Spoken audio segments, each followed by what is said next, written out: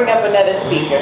So we're going to speak with the next person who is going to help us build authentic relationships. You have to build that. As you heard Corey say and you heard Denise say, people work with people that they know, they trust, and they like. You have to be authentic to make that happen. So this next speaker is a licensed mental health professional, author, speaker, and transitional coach. Dedicated to helping women uncover their life's purpose and navigate challenges with clarity and courage. So I would love to bring to the stage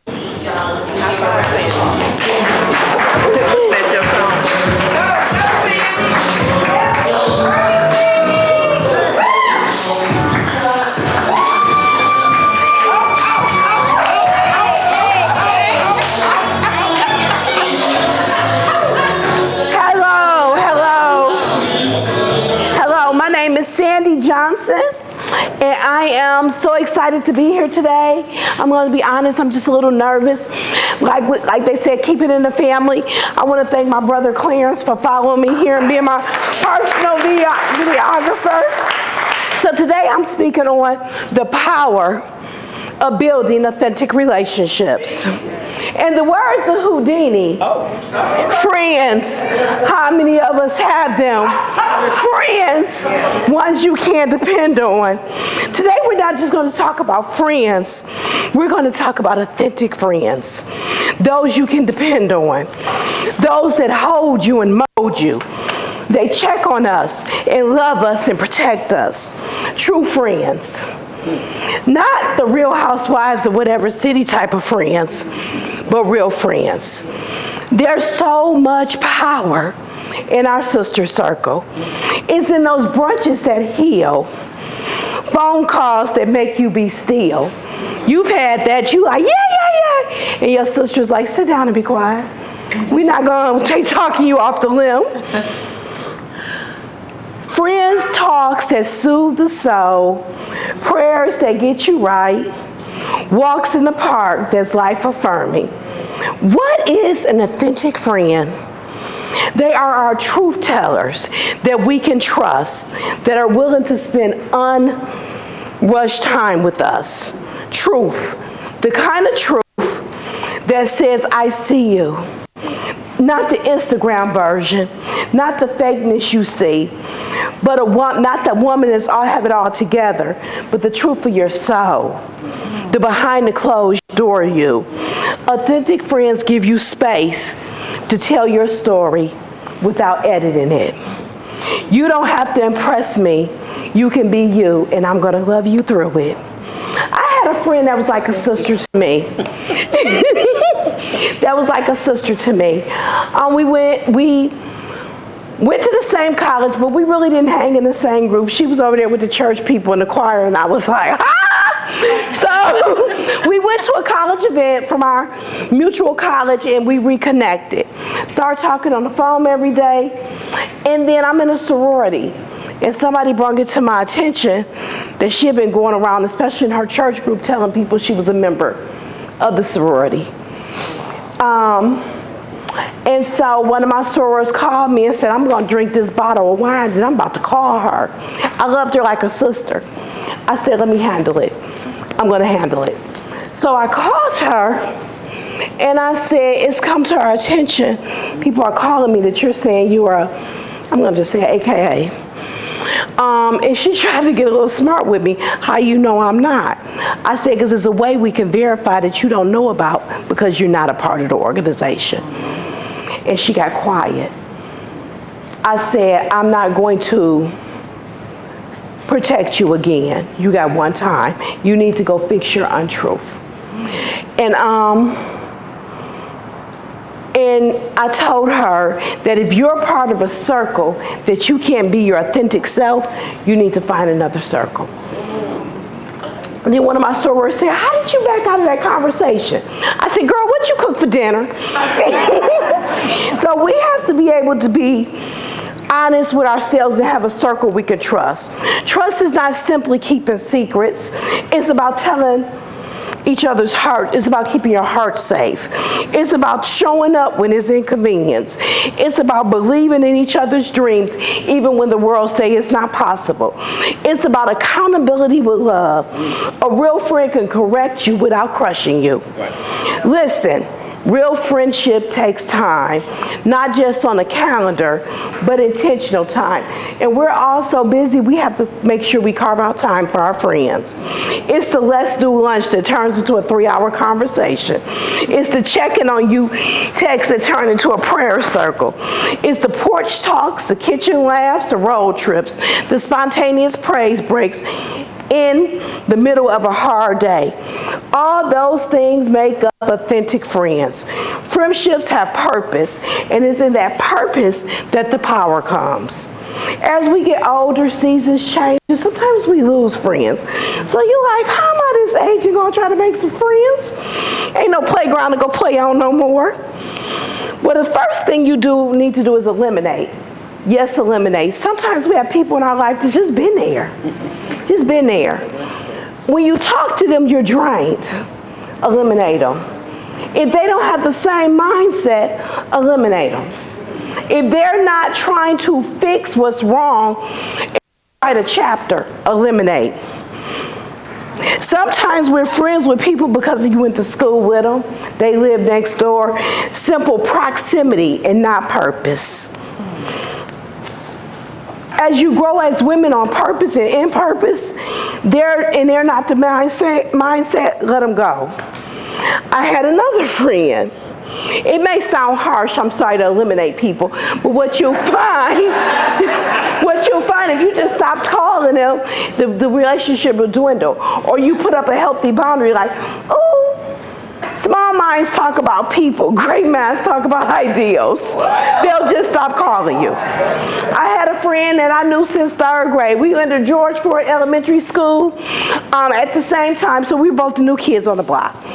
So all through school, we were friends. My mother, though, would never let me go to her house. Never. I could go to other people's house, never her house. So when we graduated, we went separate ways. I went to college. She became a mother. But when I started having children, we reconnected. And so I ended up moving to Texas. She moved to Georgia. And when she was in Georgia, she ended up homeless. So I was like, and while she was in there, she told me, I'm just so grateful for this shelter. And I was like, we don't want to hide contentment behind gratitude. Because just if you're a believer, the word tells us to be thankful, but it also says he can bless you above and beyond what you can ask or think. So, and I'm believing that, and I was encouraging her and pouring into her. And then I said, well, it's just situational. She was, in a bad childhood. So come, move to Dallas and live with me. And what I realized was she liked to talk. She said, set goals, never achieve them. She said to me, I want to get my degree. I said, okay, that's good. Her son, bachelor's, master's, and PhD, and she still ain't did it. She wasn't being about it, she was just talking about it. So I had to eliminate. When you find situations and relationships no longer serve you, release it. So now we have room to cultivate the type of relationships that motivate us with the people who resonate. Let's start with the resonate. When friendships resonate with us, it means you're deeply connected. Emotionally, spiritually, and even on the soul level. It's more than just having fun hanging out together. It's as if your value, energy, and understanding of life vibe on the same frequency. So how do you know when you resonate with somebody? You feel seen and heard, just being you. There's a natural ease in the communication, and silence even feels comfortable. You grow in that friendship, you're inspired, you're challenged in healthy relays. You're safe to be your authentic self, no pretending. You walk away from interactions feeling refreshed, not drained. It's the kind of bond that lingers and stays with you. And others feel as if it was meant to be. These type of connections, how do you get these? By attending events like this. We want to give Denise a hand for bringing like-minded, intelligent, powerful people together. But it requires you to put down your phone and pick up a conversation. Once you connect with a person, you must cultivate that relationship. Cultivation means to be intentional, nurture, grow, and invest as you connect with other people.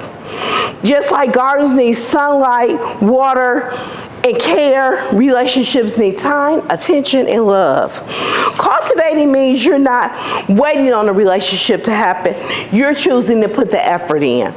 You send a just checking on you text. You plan the next lunch outing. You reach out when life gets busy. So I got married a few years ago, and I was used to doing everything I wanted to do when I wanted to do it. It was a big shift. He was a pastor, so a lot of my time got taken. But I have girlfriends that I love, and we love hanging out. So we started going grocery shopping together so we can hang out, but we get chores done too. When you cultivate a relationship, you create a safe space. You show up in ways that says you can be yourself here. It means being honest and listening without judgment and allowing others to do the same. We listen and we don't judge. Safety builds trust, providing the others the safety you need. Relationships grow when there's consistency. Not perfection, but it means showing up again and again and again in little ways. That I got your energy that over time builds something special. And the last one is vulnerability. Everybody said vulnerability?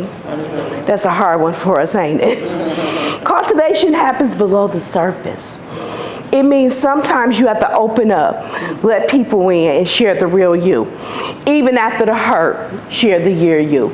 Even after the breakup, share the real you. Even after your friend is with your ex, share the real you. And when you do, and when others do the same, it creates a space of empathy and grace. This includes opening up to new friendships, being open to opportunities like today. I have a relative, and she got this motto. She said, no new friends, no new friends. She is so serious because she has the same friends from 5th grade, literally. So at one point, I got her in a relationship. I was like, maybe I need to follow that, no new friends. But then I thought that's limiting, and it would cut off opportunities I may have. People change, seasons shift, and cultivating relationships allow space for growth and celebration. It says, I love you as you evolve. Another thing that makes friendships so powerful is the motivating factor in our life. True, authentic friendships are like walking affirmations for us. They are your dream keeper, something I call a dream keeper. A dream keeper is somebody you could tell your wildest dreams to, and they're going to encourage you. I did a vision board party, and this lady put a cruise ship. I said, you going on a cruise? She said, no, I'm going to own a cruise ship. I didn't say, who you know own a cruise ship? But I said, when you christen that boat, I'll be right there with you. Then you can have dream reapers. These are not your authentic friends. There you can say, oh, the sky look good. And they say, you don't see that cloud. So be careful who you tell your dreams to. Motivation in friendship is like the wind in a sail. It is encouragement that pushes you forward when you feel stuck, when you're just tired, or you're unsure of yourself. A real friend reminds you that you are not forgotten. They don't let you stay stuck in fear and doubt. They speak life into you, even when you don't feel like living it. Motivation in friendship. It's simply saying, I believe in you, praying for them and with them, reminding them that perfect purpose when life tries to dim it, showing up at an event even when you're tired, holding them accountable, not to be mean, but because you love them too much to let them continue to play small. These things should be reciprocated. Friendship Authentic friendship is a place to rest, but it's also a place to push you to rise. So why do we have these relationships? What are the power in them? Well, if anybody ever taken a basic psychology class, you learned about Maslow's hierarchy of need. How many people have heard of Maslow? Well, it's like 5 levels, and you can kind of think of them as steps. The bottom level is food, sleep, water, your basic needs. He believes that you have to achieve these steps to move up. The next layer is safety, having a house, a job, security. The step above that is belonging and love. That's where friendship goes. The step above that is esteem, where I get my recognition and respect and my esteem and my awards and things like that, earning the respect of others in my achievement. And the top layer is where we're walking in purpose. So where does the power at? This tells me, based on Maslow, that we'll never achieve greatness without community. We'll never get to where we need without love and support. It's a place to belong and be accepted. It's not a want, but it's actually a need. I have a circle of amazing friends that accept me, flaws and all. They tell me when I'm doing the most, which is quite a bit. But I host a yearly retreat called My Story, My Journey, annually. This year, I'm experiencing some life shifts. And I have a very full plate. So a friend of mine, she was like, you know what, God told me not this year. And it was a confirmation. Because usually by this time I got the venue, the speaker, everything's lined up. But this year is not so. When I opened the planning document, it just said press the reset button. Was the only topic I had on there. So I said this year I'm going to press the reset button because I don't have the energy or the time right now to put in it to make it what it usually is. But every year at the retreat we have a book. Like I said, my friends love me, they know I'm crazy. And this year we did Chase the Lion. It's a book about a man in the Bible that the lion was chasing. I think he turned around and his look made the lion turn and run. He didn't say, oh, the lion gone. He chased the lion and killed it. So Chase the Lion is about our dreams and goals being so big they should make you fearful. If your goals don't make you fearful, if they don't make you shaking your boots, you don't have lion goals. You need to set lion goals. So anyway, at the retreat, we usually give a book, then we do a book study. I said, call my friend. I said, guess what I'm thinking? She's like, what, Sandy? That when I say that, she gets scared. I said, what? She said, I'm thinking when we introduce this book, we need a real lion.